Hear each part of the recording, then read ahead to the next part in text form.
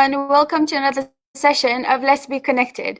I'm Shaima from Near East University, and I'll be your host for today's show. So, what is Let's Be Connected? Let's Be Connected is an innovative program hosted by the International Office at Near East University, which aims to bring together different members of the tertiary education, such as officers, students, as well as lecturers, in order to, as the name suggests, to keep connected. So without any further ado, I'm going to invite today's guest, Honorable Professor Dr. Hüseyin Özdeşer, who is the chair of the Department of Economics at Near East University. Dear Professor, welcome. Yes, thank you very much. First of all, thank you for having accepted our invitation for our show today. And it's my pleasure. Indeed, the pleasure is shared. How have you been, dear Professor?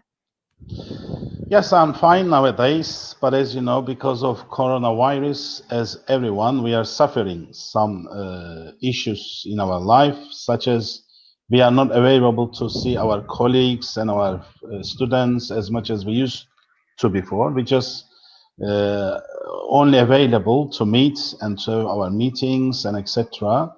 With online system. That's the one of the things that really is playing a very important role in our life today, and is still, I think, for a while we will continue to work on online for some of our tasks.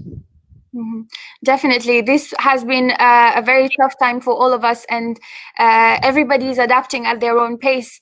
So it's a time where we all need to show patience. To be honest, patience is a very big virtue when it comes to this situation. But I want to say something that economics is saying that all crisis is teaching us something. Like this crisis period taught us technology, and maybe a lot of things that we were not available to do before the coronavirus, now we are available. And in economics also, when we come to the economics as well, maybe it taught us to be an individual having better saving activities in the economy, as governments maybe, as other institutions, also individually, because you never know what happens anytime in the economy. So it's better to be in a case of always keep something saved as government, as individual, as organization. So this can help us to overcome some of the economical problems that unexpectedly happens, much more easier to be recovered, I think. Definitely. As our viewers can see, we are already jumping into right the core of the subject, which is Exactly. the economic perspective. So it promises to be a very nice session today. But before I jump into any other question, dear Professor, can I ask you to start by just simply giving us a brief introduction about yourself and your journey till Near East University and the position that you occupy today? Okay. In 1989 or 90, I graduated from my bachelor degree. Then in 1993, I graduated from my master level. And then in Marmara University, I graduated from political economics department. But my journey to Near East is 1993.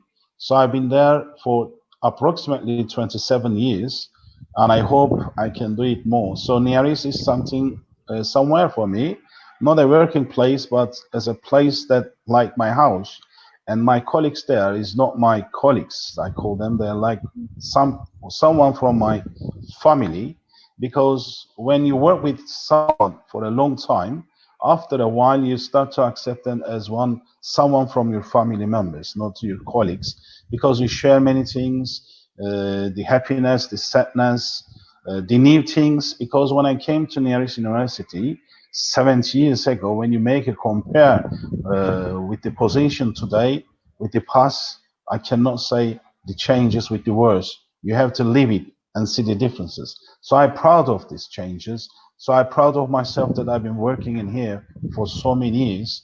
And I really would like to thank the founders of this university that they gave us this chance to be a lecturer in such a nice organization. And also, it's a big chance not only for us, but for the country, for the economy of the country, because it's giving a lot of opportunities for the people to find a working place, to find a place to have a very good education, and to find a place where we have very high level of standard of education. And also, when I finished my PhD in 2001, I have been appointed as chairman of economics department. Since then, approximately 19 years, I have been chairman of economics. And in my department as well, a lot of things changed, because when I came, I had only a few students. We didn't have master program, we didn't have PhD program. Now we have all those programs for our students, for the foreigners, and especially for the most of the students coming from African countries. So, as I said, since 1993, I have been a working person, a lecturer in this university, and since 2001, I have been chairman of economics department. But by the way, I also established the Department of European Relations, and until 2015, I have been chairman of this department as well. So I also opened a master program there, because I would like to say in here that I did my PhD thesis on European monetary integration. So some of the courses that I established, I will tell later on, that is related with the European economic courses as well. Okay, that's what I can say about myself. Thank you, dear Professor. Indeed, we see that it's a very amazing parcours that you have had, and you have, in every detail that you are giving, we see that you are indeed very passionate about economics. So you did mention something that I would like to emphasize on, which is the economic perspective of about Near East University. So indeed, you have told us how Near East University, in its entire sum, has contributed to the economy of Northern Cyprus, and indeed, it is something that is that has to be noted by our viewers, given the grandeur of the university. And of course, as you mentioned, our thanks definitely go to the founders of this university for all the opportunities that they have given us so far. Let's jump into the Department of Economics now. Can you start by giving us an overview of what the program covers? Okay, in economics, let's start by the master program, if you want. In bachelor program, it's for 4 years, as you know, and 1 year prep school if you have any problem in English for improvements. And then we have master and PhD programs. Of course, as I said, for me, when I designed the program in economics, it was very important for me, for the students, to learn the European economy as well. If you ask me why, because European Union as a union is producing approximately 30% more than that, maybe, the world production. And also 30% of the international trade is being carried out by the European Union. So an economist or any student studying in economics, I think, should know what the European is, what the EU is trying to do, why it was established, or how its economy is ruling the world, what is its place in the world economy. Especially, I did my PhD on European monetary integration, and when I did that, or when I started doing my thesis, I remember in 1996, 97, in my university, in Marmara University, not any professor accepted my thesis that I taught in the future Euro will be successful, and in the world economy there will be only 3 money anchors: Euro, dollar, and yen. And they told me this is only something that speculatives are playing with the world economy, so it's going to never be real. And believe me, it was very difficult for me to find any thesis advisor during that time. But I was lucky that I found someone studied on that, and I'm studying on it. And that's why I really want my students as well to learn the European economy, the euro, why the monetary integration is there as well. Because now there are 19 members using the euro as a national currency out of 27 countries in the EU. That means it's a dynamic process, it's a continuing process. The other thing that I would like to say is that the EU doesn't have its borders, and nobody knows where the borders of the EU really stop. So that's why I want my students to learn this big economy, because the EU is also an example economically to teach the world how the economic integrations can be achieved. Today also, ECOWAS, one of the economic integration process in the Africa region. Now, from Nigeria, I'm studying with some of my students about how the ECOWAS can achieve its functions better as a union, as an economic union, and everything that what we're studying is how to make it better, just taking lessons from the EU, the process, the historical evaluation of the EU. So EU is not only an organization that is there to be learned, but also is there to teach us how the integration process can go through, because they are only the single economic and political integration that is quite very, very successful. And there are a lot of things that we have to learn from there. So based on this reality, when I designed my courses, I always put some courses as must course in my program for the students, such as European economy, such as European single market. And also at the same time, what I did is I'm opening some of the elective courses together with the European Union relations, such as European labor market or EU organizations or EU institutions or decision making in the EU or European monetary integrations. And I'm very lucky that I'm not teaching my students only what all the other universities do, just classical economics. Yes, we teach them like microeconomics, macroeconomics, econometrics, but we also teach them the European Union.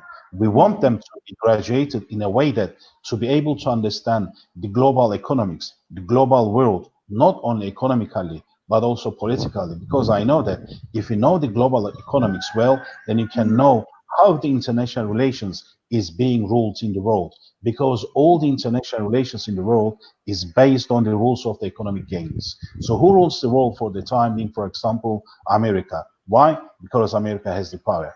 Whether it's right or not, America is always a listened country and always is having impacts in all the areas such as Africa, Middle East, and Europe as well. And also, I would like to say one more thing about my program. So in the thesis, there is a chance for in the master program, there is a chance for the students that they can do their master level with thesis or without thesis. If you want to do with a thesis, then you have to take 7 courses plus seminar and thesis. But if you want to do without thesis, you also have this option. Then you have to take 10 courses and 1 project course. And in 2 programs, with thesis and without thesis, there are 4 must courses that you have to take. If it's with the thesis, then you have to take 4 must courses and 6 elective courses. If you're doing with thesis, then you have to take 4 courses and 3 elective courses. It depends on your choice, but it's I like that most of the students who study in our program, they mostly prefer to do with that thesis, because also in our PhD program, if you graduate from any master program without a thesis, then you cannot enter our PhD program. So I always advise them to do a master program with a thesis, because it will also going to give them a chance to do their PhD in the future. But if they only do it for their job level, for their jobs and etc., so they also have the right to do it without a thesis program. It only depends on their choice. But as a chair and a supervisor for them, I always connect them, I always encourage them to do it with a thesis. Mhm. Thank you so much, Professor. It's very nice of you to have brushed onto all the options that the students have, whether it's in their bachelor's program or master's program or even after. I think they now have the choice to choose whichever different path that they want, and you have given them all the options, like I mentioned. And it's also nice for our viewers to hear that someone of your standards and your status at nearest university, you have at the very basis of your principles the aspect of teaching and adapting to, for example, different regions. You talked about ECOWAS for those African students who are going to maybe go back home once they leave our university. So they can always put into practice what they are learning here. So this is always a nice aspect for them to take note of. So I'm just going to jump into the next question, which is more specific now to the classroom. Whether it's undergraduate programs or master's programs, or even if they differ in between, how can you tell us, what can you tell us about the assessment methods that you apply for your students? Well, in general, teaching is not an easy target. I mean, because you're teaching someone that doesn't know something. But in teaching, for example, I believe that what is important is you have to put yourself into the position of the students. If you're a student, how would you like the teacher to be? The first thing I would like in my department to have is democracy. Democracy in speaking, democracy in thinking. So as long as we can create a democratic environment, education system in our department, that's what I believe, then I'm sure that we will not only create a condition that the students are benefiting from us at the maximum level, but also as lecturers, we will benefit from the students as well. I can tell openly and surely that I have learned many things that I could never be able to learn by studying from my students. They gave me different ideas. For example, while I was discussing in class one, I remember, they asked me one question, Professor, which comes first? Economic stability or political stability? I mean, which one creates the other? And I couldn't know the right answer, believe me. So I started to think on that, which creates which. Then I sit on and decided myself that I have to write an article on this, just to learn which affects which. So when the students ask me this question again, so I will be able to answer. Then I found that political stability creates the economic stability. This is something that my students encourage me to learn. So I can learn from them how the political economic situations are going quite well in Turkey, in Africa, in Middle East, and all around the world. So that's what I'm saying. If you be democratic, if you can create a democratic situation, organization in your department, and you have a chance to have your lessons based on discussions in the class. You ask them discussion questions in written way, in oral way, and you get a back word from them, and you can see that it's like a big ocean about the knowledge, just not only goes from you, but also comes from my students. That's what I learned in 27 years. You must not see your students as students. You have to see them like your friends, and you're discussing something with your friends in the class. And I learned that if you respect them, they will respect you more than you desire, more than you want, because they know whom to respect and whom not to respect.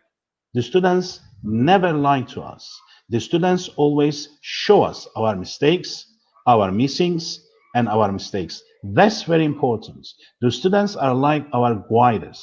They show us how to be better. So how we can learn all this from my students, that what we have to do to be better than democracy.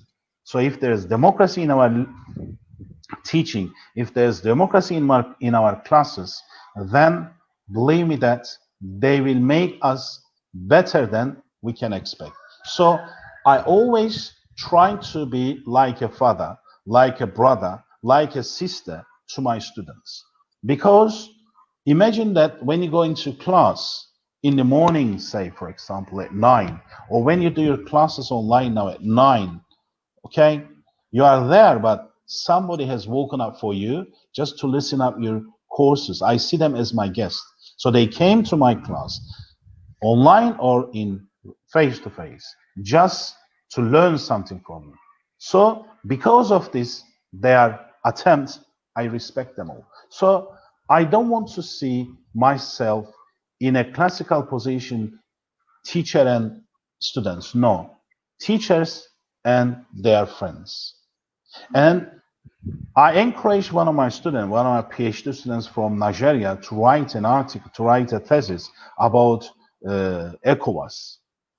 Because now ECOWAS is trying to adjust monetary integration, just like the European Union. But we found that it's not possible. But we found why it's not possible. And we found what has to be done to make it possible. And we have made Web of Science publications as well, and we're still going on and working on it. So I'm very happy that I encourage my students to study something that this studying process for the student will never stop, because this dynamic process will never end. ECOWAS one day will be available to use, I'm sure, its monetary integration, just like the European Union. But this will take time. But my student will know when and how this will be possible. And our article now on the internet is being read by many students from Africa. I'm very, very happy that our articles about this is a kind of teaching activity for them. They can learn now better why in Africa, the members of ECOWAS, the students from those universities, those countries' universities, can now understand better why it's not possible and what has to be done to make it possible. Because on the ResearchGate, I see that the followers, the readers, are mostly from African regions, from those countries who are a member of the ECOWAS. So this is something that I like, and I enjoy being a lecturer, because I don't like to be classical, just go into the class or come in front of the screen and explain them something classical economics and leave. That's not the teaching. It can be done everybody. So you have to create a difference. You have to take their ideas. I mean, you have to create that conditions that they will have the right to speak. They will have the right to make discussions with you, to tell you why and how in their region people can be achieving to have a better life. I cannot know that. I cannot know Turkey as much as they do. I cannot know Africa as much as they do. I cannot know Middle East as much as they do. Because what we see from outside is totally different when you are in. It's like Cyprus issue. I know that. When I talk with the people outside, what they tell about the Cyprus is definitely different than what we know. Because we are living here, we know everything better. But as long as this chance is given to my students, we are lucky that we have so many students from different regions of the world. So we will also have this chance that to learn the world economics, the world politics much better. And if we can be better, then we can be better instructors for our students. That's my methodology. That's my ideology in teaching. Learning with the students, being better with the students, and see your students as your colleagues, that you are learning something together. I'm a professor. Does that mean that I learned everything? If you say that you learned everything, that's the point that you are zero. No, learning never ends until you die. So if you keep on, they ask me, what is your job? I tell them I'm a student. They say, how you are a professor? No, being professor is something else, but my main job is I'm a student. I'm learning because learning makes me better, because I believe that, for example, I can tell you very simple something. Since 1996, I have been studying on European monetary integration. But I can tell you that I'm still nothing on that. I have to work more, I have to produce more, and learn many more things to be better instructor, to teach my students better things. Because I see that mistake in the society. Who are you? I mean, somebody introduce themselves. They say, I'm EU specialist. How you can be EU specialist? Political specialist, defense specialist, security specialist. international relations specialist, economics specialist. Which economics? Taxes, monetary integration, public expenditures, agriculture. So you cannot be specialist. You can only know one thing, and not you can know. You can know something and keep on learning still until you die.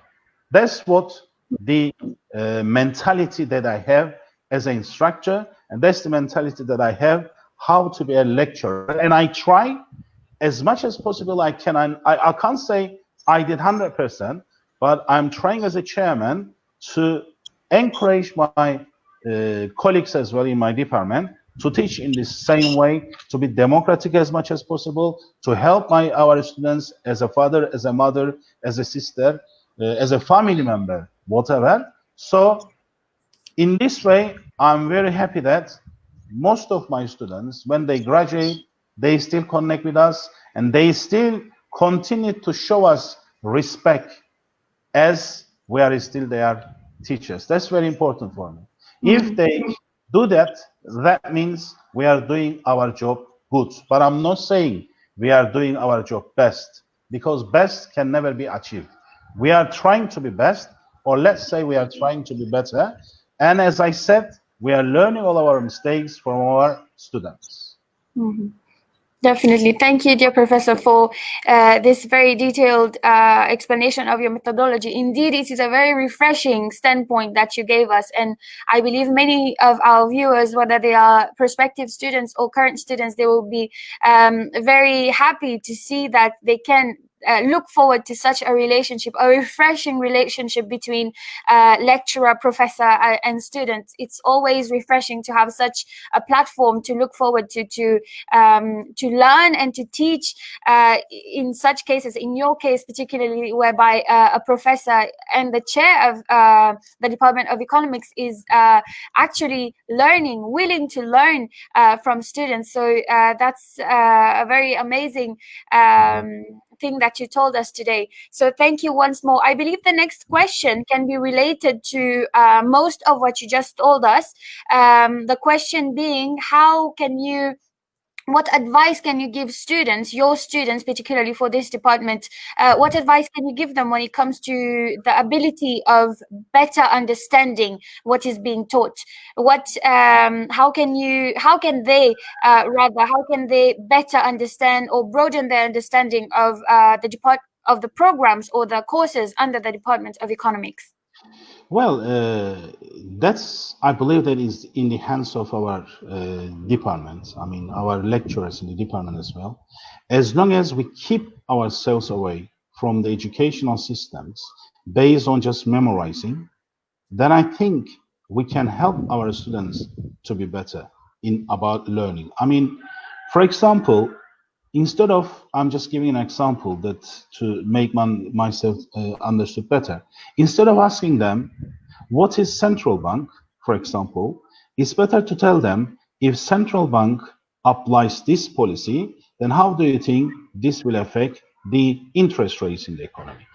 So if we can go through this way in economics studying, then students will understand how the policies applied in the economy can affect the output, can affect the outcome. So definitions in economics department, I totally disagree.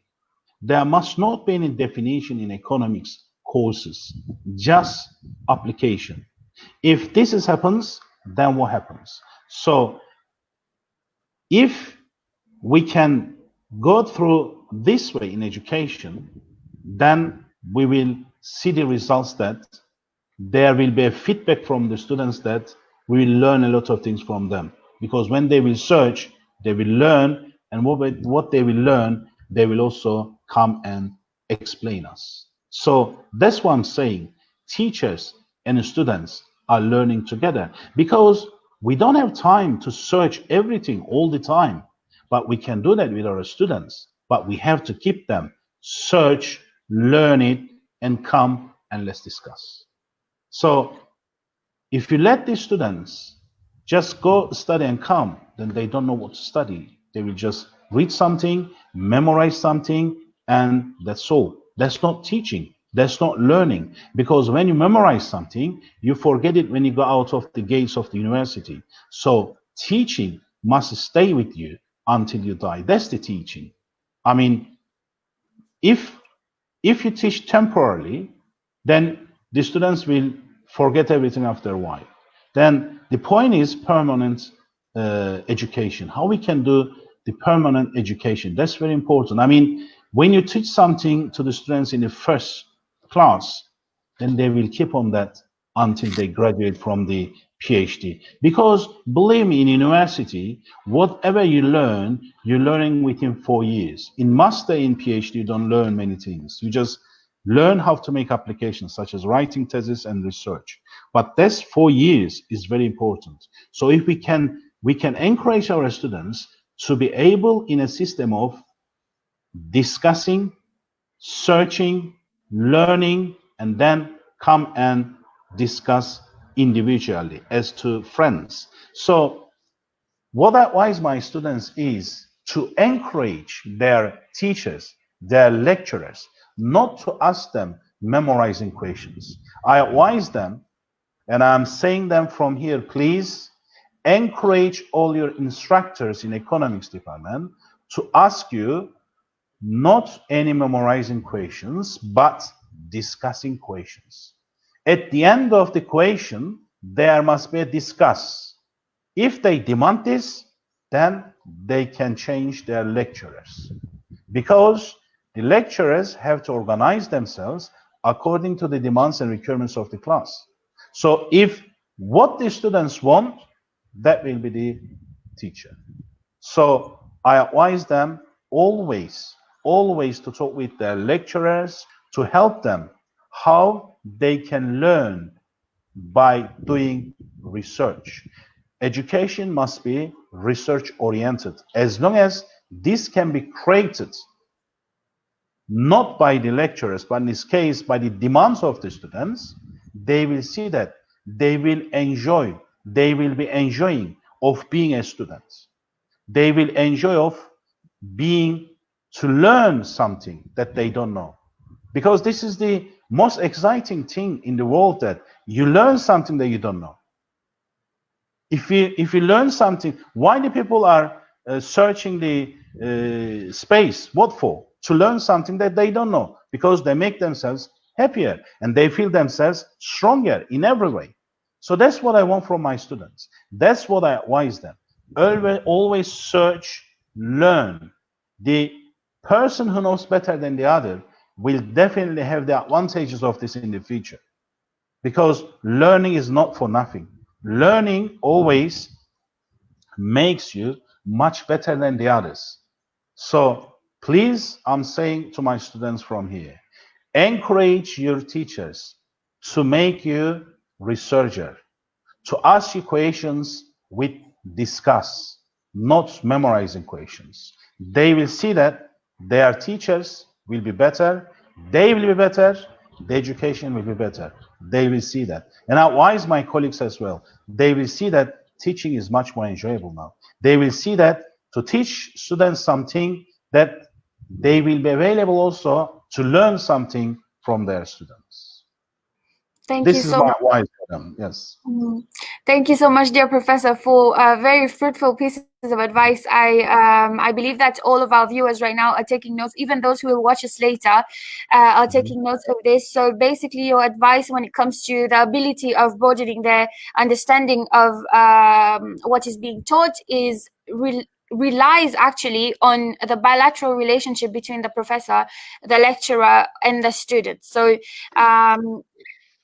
Especially take notes. especially here, what I'm trying to say is, especially the PhD and master students, when they come to you, you must always know as a lecturer that they are the candidate of being a scientist. Maybe one day they will be a much better scientist than you are. Then if you want to be proud of this, then you have to help them. I mean, some of the instructors, I'm not saying from my university, but from other universities, especially in some of the universities in Turkey, what I see that because of the way they act to the students, as someone who knows nothing, as someone just came to learn something but has not any value in the meanwhile of being a person, whatever. Then they block them. Not they encourage, but they disencourage them to study. And many, unfortunately, bright people, clever people, and they cannot go further in education. So that's something for me is wasting of human resources. Wasting of human resources mean wasting the future of your country. So that's what I'm saying. You must see your master students, especially your master students and PhD students, as a candidate of a scientist. And in this way, share with them the knowledge, share with them what they know, and try to learn the things from their country. So you can make a comparison between your country and their country. And you can understand what is missing in your country and what is not missing in your country. What is your shortage? What is your surplus in your country? So you can make a comparison as well between your life and their life. And from their life, you learn something, then you can also teach your children. You can tell them, look, with only 10% of the money that you spend, there are many students that they are studying here. So this is good something that we can learn how the others also live in the world, to teach ourselves and to teach our people as well. So it's good sharing. I always say that when you have sadness, you share it and it gets less. When you are happy and you share this happiness, it gets bigger. That's what I'm saying. If you share knowledge, knowledge will get better. Because you learn something with students, you teach the students something, and the knowledge gets better. Now, my student is better, I am better. Now my student is a better student, now I am a better lecturer. Now I am more informative for next coming students. If I become more informative from the next coming students, then I will be much more informative for the next coming students. So this is how we can improve ourselves, because our material is human. Our material is not wood, is not car, is not steel, is not coal, is human. And humans, when they come in front of you, you must see them someone from yourself. I mean, someone as who really wants to learn something, and even who knows something that you don't know, and requesting information from you. So you have to give that in a sharing style. That's, I believe, is the best way to make the education better. Because if you cannot escape from the classical teaching methods, just you go into the class, you teach for 40 years, the same things, you go and finish. No, that's not the education. That's not renewing yourself. That's not getting better. That's not being the best in any area. Because I can tell you that, okay, as I told you now, you become professor, but in learning, you are still a child. Because you have to learn many more things. Because when you have a PhD, you understand that you know nothing. When you come associated prof, you understand that you know nothing. When you become professor, you still see that you know nothing. So that's what I'm saying. That's why I'm always saying my students as well as an advising. Always study. Read, because there is no any limit in learning. Even 24 hours a day you study, you read, when you die 80, 70, 80, 90 years, whatever, you will see that still you have many things that you have to learn. That's what I have learned. That's what I practiced until this level. Thank you so much, dear Professor, again for your wonderful addition. And I believe that most of our viewers right now, and also those who will be watching us later, they will be sitting with a notepad to take such wonderful advice from you. So I hope that. Definitely. So I'm going to just jump to the other question now, which is regarding the summer training programs. At Near East University, various departments, they prescribe a compulsory summer training program when it comes to the curriculum of the program. So what about the Department of Economics? Do you have any such program? Yes, in our economics department, we take into consideration the demands coming from the students. Because I have to tell something here, that there are some courses that they're open, for example, in fall semester, and they're not open in spring. Or if it's open in spring, it's not open in the fall semester. So what we mostly try to do is that we try to help to the students not to lose time about graduating, because we don't want to make them wait for one semester, only one or two courses. We try to open that in the summer courses. And especially we ask the students which courses are demanded, or who are the students that will be graduated for next term. We see that there are some courses that they have to take it in the spring. So that means they have to wait all 4 semesters. So what we do is that we try to open them courses in the summer, so because of that they don't lose any time. I mean, in this case we are so successful, we are helping to students. But say that if there is one student that has to take course but unfortunately is not open, and by the time being has taken the summer course and failed, we also give them a chance to take the course as a project course. So we try to help them in all the way to make them to be graduated in the right time and as soon as possible, because most of them, they want to start a work, they want to go through the higher education and etc. Okay, thank you so much. So we see here that when you are referring to summer training program, it's mostly the courses that they can do in the summertime. It's different from an internship, correct? Internship is not compulsory in our department, but if the students want, I can be helpful for them. At least why? Because this will give them a chance. Sorry for microphone. It's okay. This will give them a chance to learn the economy in practical ways as well. For example, if they want to work in a bank, if they want to work in any company, if they want to work in the companies which are working with the exchange rates, I especially advise that, or in the exchange market in Istanbul, I always advise them to do this type of internship, even though it's not compulsory. So this way will be helpful for them to be, more understanding how to connect the theory and practice at the same time. Because when I remember when I was in the bachelor study, it was very strange that I was studying how the foreign exchange markets work, or how the free market works, what the free market is. I was studying them, but I was not able to understand most of the time. But when I was reading the newspapers, the economics pages, when I was seeing what's happening there, how the decisions are taken there, how the taken decisions affecting the other things, so I could be able to understand much better what, in real terms, economy is causing for the changes. And it's still now, I'm reading the economics pages of many newspapers, the domestic ones or the foreign ones, because it's helping us a lot. That's the same thing if you do internship. It's going to teach you a lot of things in practical ways as well. So it's not compulsory in my department, but I always advise them to do if they can, if they have the chance.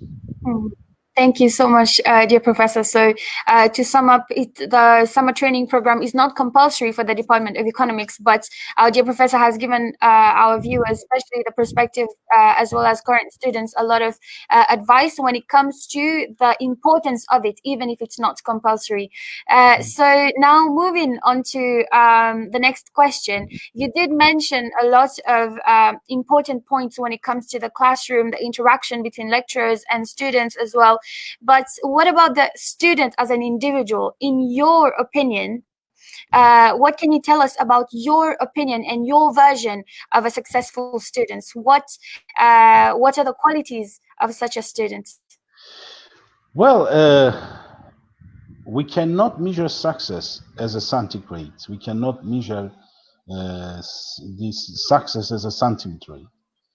What I believe what success is, if a student wants to say that is successful or not, and I want always to say, I always say that the grades does not say the real success of the students. It only shows the nominal success. If you ask me what is a success is, it depends on how happy you feel yourself as a student. If as a student you can say that I'm an economist after you graduate, that means you are successful. If after you graduate you can understand what causes the exchange rate to rise, what causes the economy to collapse, what causes the economy to make people happier and wealthier, that's the time you can say you are successful. Because in the books, yes, they teach you a lot of things theoretically, but when it comes to the real world, so when something happens, for example, when America is bombing Iraq, can you tell me what will happen to petrol prices? Can you tell me what will happen to exchange rates? Can you tell me what will happen to the budget balance of payments in Turkey? If you can, then you are successful. So that's what I'm saying. Success of the students is not available to be measured with any measurement, with any value, but it depends on the students. When they ask themselves the questions they ask now, and they can answer these, then they can pronounce themselves, they can announce themselves as successful. That's my measurement for success. Thank you so much. That's why I'm saying that they have to read a lot in the newspapers, the books, so they can learn. They can learn what happened in, for example, 1990 Iraq war, so they can now learn what will happen if there is another war in Syria. They can know what will happen if there is a political crisis based on petrol, if they study what happened in 1970s between Arab and Israel war. So that's what I'm saying. They have to learn by reading and searching. That's why it's very important, because the books do not tell us many things. I can tell you some examples. For example, in now is coronavirus time, and we have to do our education as online. Okay, and the questions I ask my students is take-home exam style. Why I'm doing this? Because the answers of the questions are not in the books. The answers of the questions is not anywhere. What they have to do is they have to study, learn, understand, and then do it. So the chance of them to make copy is very close to zero, because they don't have the answer there. That's only application. For example, if central bank applies this policy, then what will happen to the interest rates according to Keynesian? No answer in the book, no answer anywhere. So they have to understand the mentality, the theory quite well, then so they can answer. Why I'm doing this? I can ask them very simple definition questions. So this will encourage them to cheating. I don't want them to cheat. I want them to learn. So to minimize the chance of cheating in the online system as well, in the class as well, I believe that it's very important to ask the students the discussion questions. That's what I'm saying. This is another point of the discussion questions. It makes the students better. It makes them better learner. It makes them to be more successful in the future. And it also minimizes the chance of any factor to be created, encouraging them to be cheating student. Because if they start cheating, you can't stop them. This cheating will continue until after they graduate as well. Because cheating will give them a nominal success, a fake success, and they will be happy for a while, but afterwards they will learn that what they have done is very, very wrong. But as they don't have a life experience, that as guiders, as lecturers, as instructors, we have to always encourage our students to be learning in a discussion way, not memorizing and based on definition style education. That's why I'm very against it. If you want to shape their future, if you want to shape their future success as well, if you want to make them successful After they graduate as well, this is what we have to do. Thank you once more, dear Professor, for your very appreciative, critical analysis of success when it comes to students.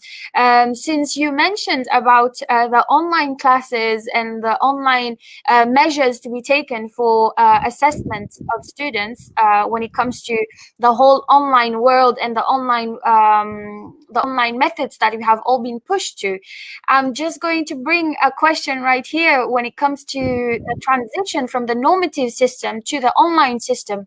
How did it happen for your department and for you personally? How did you go through this whole procedure, and what has the department done when it comes to online classes as well as online examinations when it comes to this new pandemic and the online world? Okay, I can say one thing for sure, that teaching online is much more technological. You use the technology better, and you can create the education system in a better way. But we must not forget one thing: we are humans, we are not machines. So I can for sure say that face-to-face is a way of teaching that when you are in the class, the sharing between you and the students is much higher. You see their mimics. When you ask something, you see their face reactions.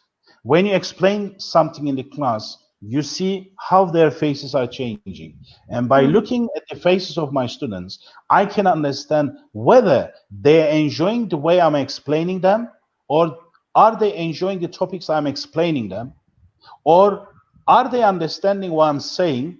So do I have to change my examples, and etc.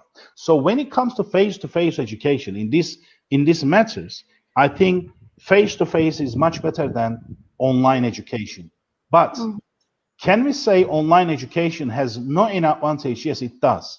You can use technology much better. For example, say that you are explaining something about the exchange market. All of a sudden, you can go to London exchange market. You can go to Istanbul exchange market. You may go to New York exchange market. And from there, by live, you can show your students what's going on, how the things are changing. So in some perspectives, yes, the technology is helping us to make our education in a more dynamic, in a more effective way. That's true. But as I said, we are humans.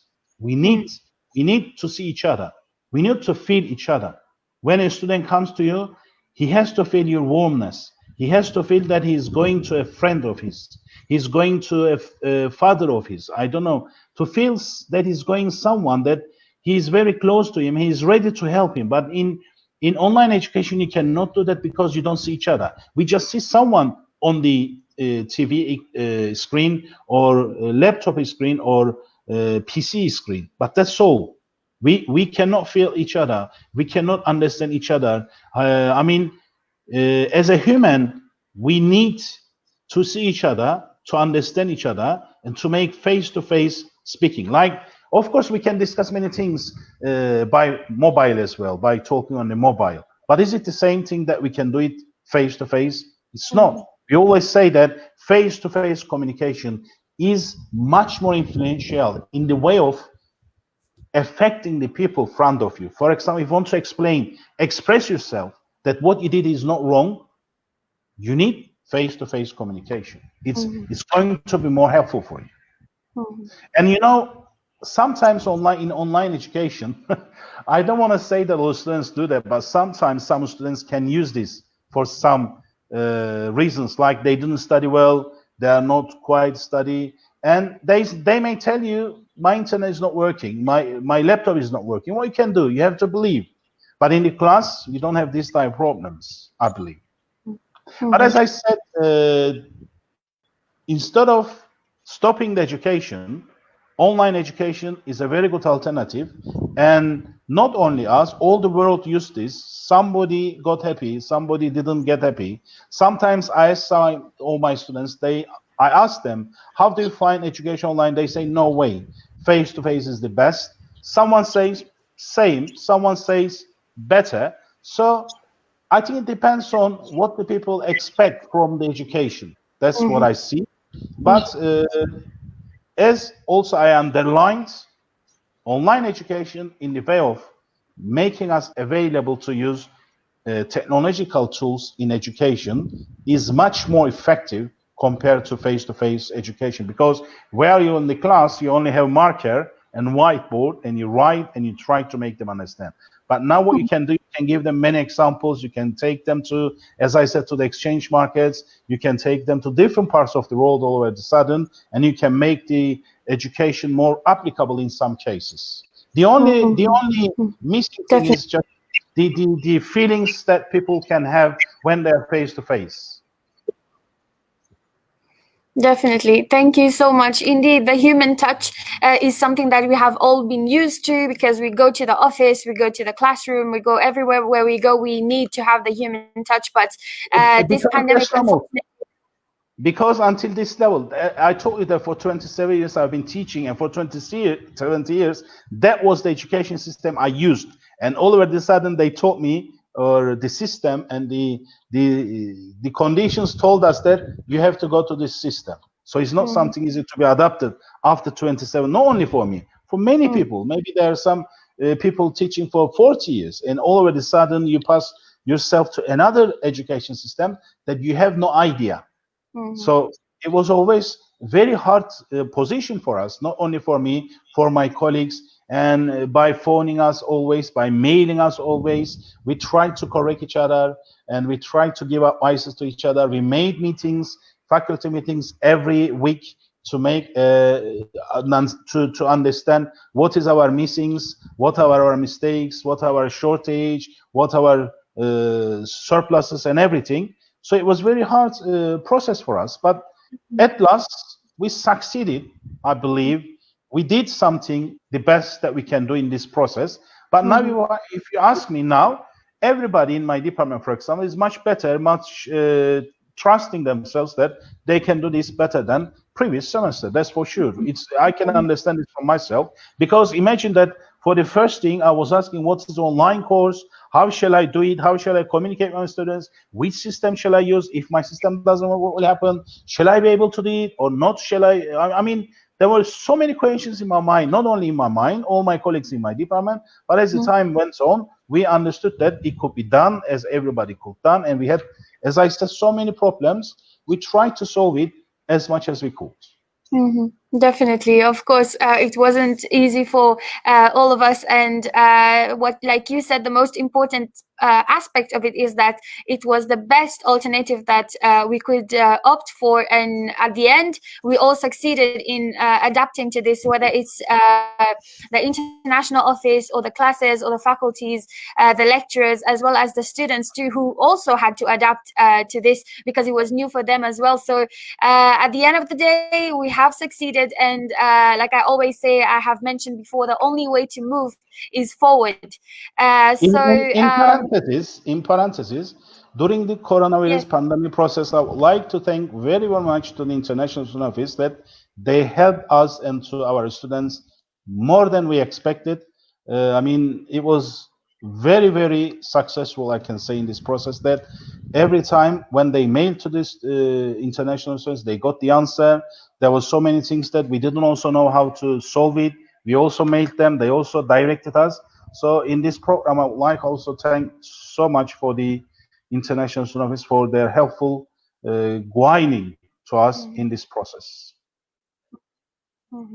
On behalf of my colleagues at the International Office, dear Professor, I would like to tell you that you're very much welcome, and we are always available to assist our professors, our lecturers, as well as our students. So once again, you're very welcome. So I'm just going to move to the next question now, which is regarding the postgraduate studies. You did mention before, you did mention about the master's program and the PhD program, but what about those students? Have you noticed if the students, when they graduate from the bachelor's program, do they opt to continue in Near East University? And in your opinion, what are the advantages actually of continuing with their master's? Because as we know, some students, they just do their bachelor's degree, they graduate, and then they jump into the working sector. But in your opinion, what are the advantages of moving towards the master's program and the PhD program? Of course, this is exactly, again, depending on the students' preferences. But if they ask me, in other words, Do they have to do master? Then I can say yes. Why? Because the world is getting more competitive day by day. Why is getting more competitive?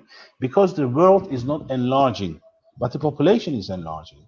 Our world is becoming more crowded day by day. So the job opportunities for the people is getting less, and at the same time, the competition in the working area is getting tough, more tough. So in this case, if you do your master, that will give a chance for you to eliminate all your rivals who have not done their masters. Because master, a person having a master degree is much better than those people in working place who do not have that degree. So I advise them to do their master after they graduate. And we have about 30-40% students that they continue to master program in our university. The other case, of course, for those who really want to do an academic career, they have to do their PhD. And I'm very happy. I'm really very happy that to see most of my students who have graduated from my PhD program, now they are working as lecturers in universities in Cyprus or in Africa or in Turkey. I'm really proud of that what they learn from us is still they keep on, continuing that. And it's still, I can say you that some of my students, they graduated from our department, they became a lecturer in some of the Nigerian universities, and they still offer us to work together, to write papers together, because they said what we learned from you caused us to be here. So we want to go higher, so that's why we still need you. That's very good something. As I say at the beginning, if you see your students as someone from you, as your friend, believe me that they will go with you forever. They will always be your students until even they become professors, even they become much more famous professor than you are, still they will see you as their lecturer. That's why it's very important. Why? Because you believe them, because you saw them as someone, as a scientist. Why? Because you saw them as somebody from your family. That's why they will never forget you. If you do that, they will never forget you. That's my aim. When they leave, to still see us as somebody from their family, as a father, brother, sister, or very close friend, whatever they like. So definitely not wise for the students to do their master after they graduate, because as I said, the world is becoming more and more competitive place. So if you do your master and somebody and 100 people applies for a job, believe me that if only 20% is having a master level, then that means you eliminated already 80%. Thank you so much once more. So, dear viewers, as you have heard, our dear professor has just told us that he does advise those who have finished their undergraduate program in economics to go for the master's as well as PhD, if it's possible for you. So I'm addressing myself to all of our viewers right now. If you do want to apply at nearest university, tune in at the very end of this program, because I'm going to brush onto the postgraduate scholarships opportunities that you can apply for, and I'm going to give you all the details at the end of this show. So stay tuned. Moving on to the next question now. We have talked about undergraduate students, postgraduate students, but now let's talk about those who are at the verge of graduation, or those who have already graduated and they are right at the moment where they need to choose a job. They have to enter the working sector. What can you tell us when it comes to the job opportunities that branch from the Department of Economics, or a student that has graduated from the economic departments? Well, I would like to tell to my students who are at the point of graduating, or who have just graduated and are at the 2-3 steps away from the working life. I will say again, if you even go to a job, if you want to be a permanent worker there, then still you have to search and learn and study. It doesn't mean that you only have to study in a work in a university. When you go to a work, try to be better than the others. Try to learn something that the others don't know in the working place. That will carry you to the top. I want to give you an example from myself that would make me really surprised in my life. When I first time went to America in 2002, in my idea, when we say America, it means they produce everything, from cars to laptops to the washing machine and everything, because they're superpower and they don't buy anything from others. They only produce and use and sell to the world. That's what I was expected to see. But when I went to America, I was very surprised that I have seen most of the products are coming from Japan or China or Europe. Then I was very surprised, even the cars and everything from Japan. Then I start to ask a question myself. So this is not the America that I was guessing. But what I learned there is they don't produce this type of simple things, they told me. We let this type of simple things to be produced by the developing countries or less developed countries. Then what you're producing, we are producing technology, space technology, that no one is able to produce now. So any country wants something from the space technology, they have to come to America, knock the American door, and get this technology. But we then, if we produce for $1, we sell it for $1,000. That's how we gain money. That's what makes us superpower. It's the same thing. So America search something, learn something, then some kind of products that they produce, no one else can produce except America. Then they become monopoly, of course, in that production, and they sell that product as with 100 times higher than what costed them to produce. So that's how people should be also in the working place. If you go into a working place, you will not say, I graduated, I got my diploma, finished, I am the perfect. No. Your rivals will always follow your steps. So if you want to put your distance as far as possible from your rivals in a working place, then you have to learn the things that they don't know. You have to make them, you have to make yourself better than your rivals in a working place, so you will move to further compared to them. That's what is my advice for them. If the same thing, if they go through the master and if they go through the PhD and they become a lecturer afterwards, that's what I also advise them. Always study harder than the others. Always try to learn something that your colleagues do not know. That's the way how you can make yourself better. So that's what I'm saying. If you educated yourself in a way of based on discussion, then you will also be able to educate yourself until you come to the end of your working life. That's why it's important. That's why my advice is that do not think that after you get diploma, everything finished. No. Getting diploma is the starting point of the real life. Because after you get your diploma, you're going into a wild forest. In this wild forest, in this wild jungle, there will be a lot of rivals. So if you want to be strong in that jungle, in that wild jungle, against your rivals, your most efficient weapon is being better, studying more, and learn much more than the others. Thank you so much, dear Professor, for yet answer. And like I said before, I hope that our viewers are seeing with a notepad, because we have had a lot of wonderful pieces of advice from our dear guest today. So moving forward to the next question, dear Professor, as you have mentioned before, and I'm going to reinstate this, we have a huge percentage of international students who prefer our university, and they come over to Northern Cyprus to study.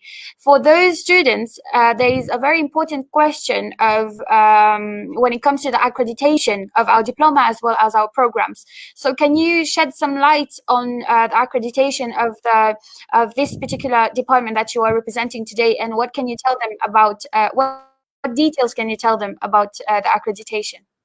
Okay, I can tell them that our program in economics has recognition, accreditation from YÖDAK in Northern Cyprus, and also accreditation from YÖK, and also we have accreditation received from FIBA, one of the important educational institutions in Germany.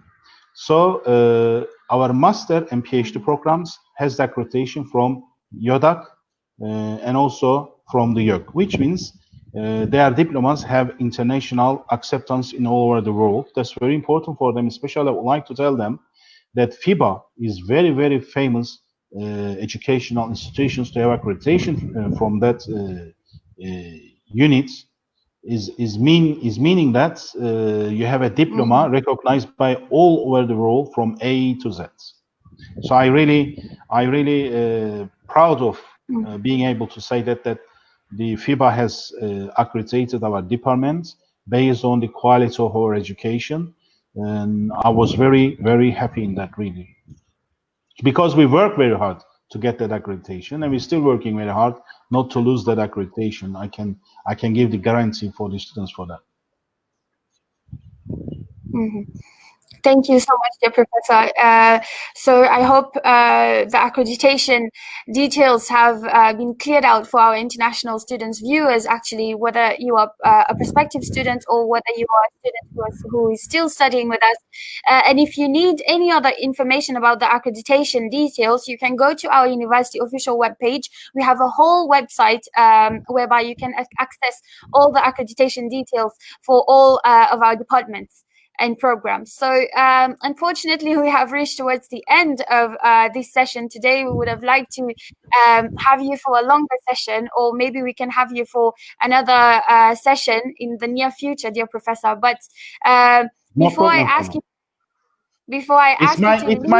it's my pleasure to join you and to express ourselves to students on the globalized meaning, because it's not easy. They are coming from very far away countries, and I would like them to feel the warmness of ours that we have against them.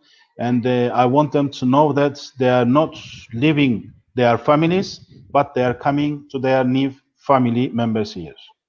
Definitely, dear Professor. Actually, before you leave the floor, I would like to ask you to give our viewers, especially our prospective students who are leaning towards the Department of Economics, or maybe they think that they are attracted towards economics, what advice can you give them, or anything in general that you would like to add before leaving the floor? Well, I would like to say, of course, I love my departments, the economics departments, and I can say that economics is huge. I mean, when you study economy, it's going to help you to understand the world and the politics as well, not only economics, also the politics in international world. Because when you study economics, you will find out that how the superpowers are superpower, or why the superpowers are superpower, and you can understand better what rules the world. And the other thing, when I say, okay, when you decide to become an economist, you must study very hard. You know why? Because if a doctor makes a mistake, only one person dies. But if economists make mistake, then the whole society dies. So that's what I'm saying. The economists do not have any luxury to do any mistakes. So to prevent that, they have to study very hard. And as I said, to make them better, please study international economics quite well. Please learn what globalized world means. Please learn what the globalization process is. Because when they will study all these topics, they will find that there are lots of secrets under these headlines not only in economics, but as politics as well. Because we must not forget, what rules the world is economical conditions. So what rules the international relations is economics. Who has the power has the right. I would like to give an example that America said, I can bomb Iraq without any decision of the Security Council of the United Nations. In international relations, this is 100% out of the possibility. But what makes America to be able to say this? The money. Why? Because approximately 24% of the expenses of the United Nations are realized by America. That means even the General Secretary wage is being paid by America. So if America cuts its aid to United Nations, many people there will be without wage. So who will they support? Me or Americans? That's why I'm saying when they will study international economics, they will learn many things that also they will learn that what they learned up to now is not something true. That's why I advise them. Thank you so much, dear Professor. Like I mentioned, we have reached the very end of this session with our honorable guests. So until next time, dear Professor, I'm going to ask you to take care of yourself and good luck with everything that you have on your agenda. Thank you. Thank you very much for giving me this opportunity to talk to my students. Definitely, dear Professor. The pleasure was shared actually with me. So until next time, take care of yourself. See you soon. Bye-bye. Bye-bye. So this was our honorable guest for today, and I believe that we had a very, very fruitful session, and he has given a very great advocacy of the Department of Economics, and I hope that all of our students, all of our viewers who have been leaning towards the Department of Economics, or you are on the verge of graduating, please take note of his wonderful pieces of advice. And before I leave you, I'm just going to brush onto the application procedures. We have talked about everything, but how do we apply to Near East University? So to apply to Near East University, it's not very difficult. You're just going to send an email. It can only be a query. You can just send an email or your question to the email address that is appearing right now on the screen. info@neu.edu.tr, info@neu.edu.tr, and the related officer is going to assist you accordingly. And we also have a postgraduate scholarship application period, which is currently open. So even to apply for the scholarships, you can just send an email to the same email address, info@neu.edu.tr, and try your luck, because we have scholarship points ranging as from 25% up to 100%. So just send your documents and try your luck when it comes to the opportunity of being granted a scholarship from Near East University. So I'll see you guys tomorrow. We have a session tomorrow, same time. So I'll give you a rendezvous for tomorrow, so same time. And don't forget to check our social media, Instagram page and Facebook page as usual, because we have weekly programs. So until next time, take care of yourselves. See you soon, and let's be connected.